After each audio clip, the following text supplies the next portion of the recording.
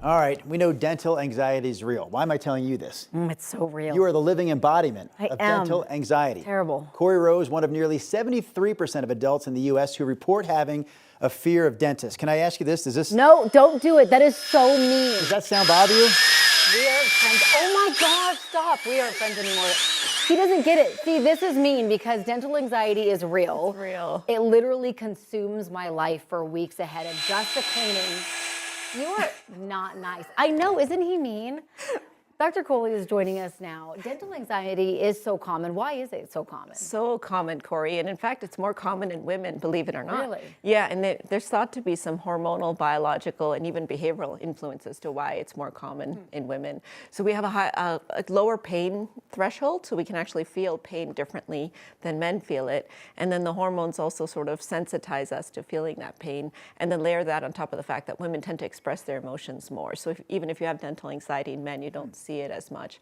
But in the United States, a lot of people fear the dentist to the point of avoidance. Yeah. So, you know, a lot of Americans have mild to moderate, but some have severe, like you. About 3 to 5% of people have severe dental anxiety where they don't just fear the event itself, they fear the build-up to the event. So for weeks before, you're sort of imagining yourself in that chair and worrying about it.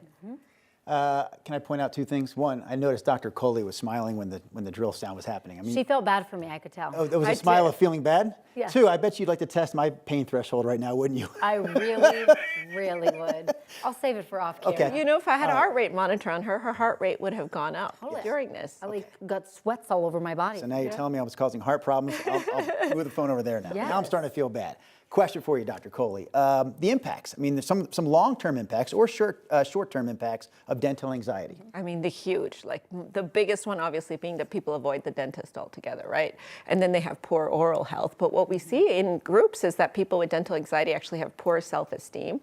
They have lower confidence. They tend to have problems with social anxiety as well. And they tend to take that same phenomena, which is this avoidance type of behavior, and layer it onto other things in their life. So they start to live their life in avoidance ways. And this even has an impact on the healthcare system because you think about people avoiding the dentist regularly, you're driving up healthcare costs. And for a lot of these people, they need sedation to just get through the procedure, to even get a cleaning like Corey here.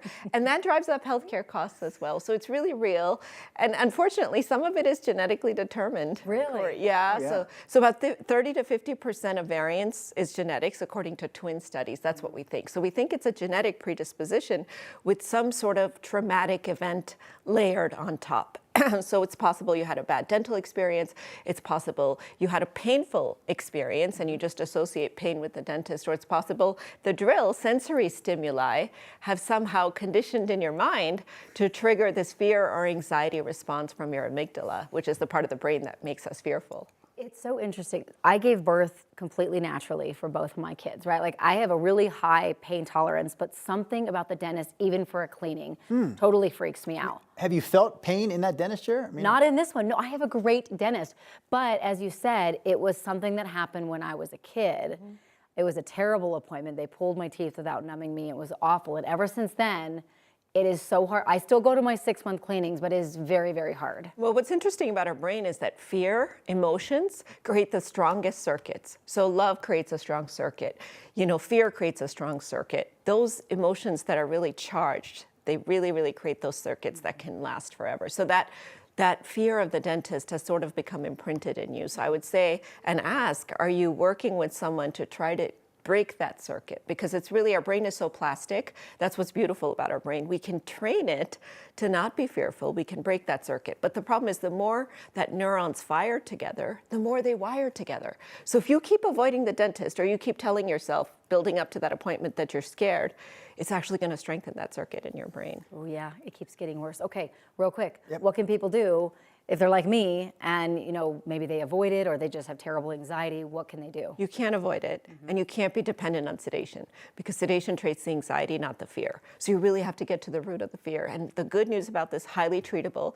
Most people go into remission. And if you actually have relapses where you feel little bursts of anxiety, that's actually a good sign.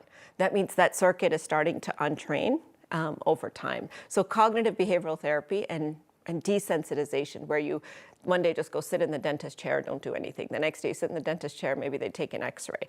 The next day they start to look in your mouth with a mirror. So you're kind of gradually desensitizing yourself to those experiences and teaching your brain that your fight or flight system is firing when it shouldn't. This is just, you know, a circuit that went bad. It's not real. You're just perceiving something to be a risk when it isn't. Since this segment began in such a mean fashion, don't you think, Dr. Kohli, we should end it nicely? Yes. Doesn't Corey's smile look nice this morning? Like, smile really brightly does. for the camera. Look at that It looks smile. beautiful, Corey. I'm still mad at you. Okay. But Corey, you got it. Every 6 months, get those teeth clean. No, I and do. report I back don't to like us. it though. Yes. Mommy, hold my hand. And floss every day. Yeah, and that was my New Year's resolution, brush which your I gum already line. do. Don't take him to the appointments, I though. know. We're not friends anymore either.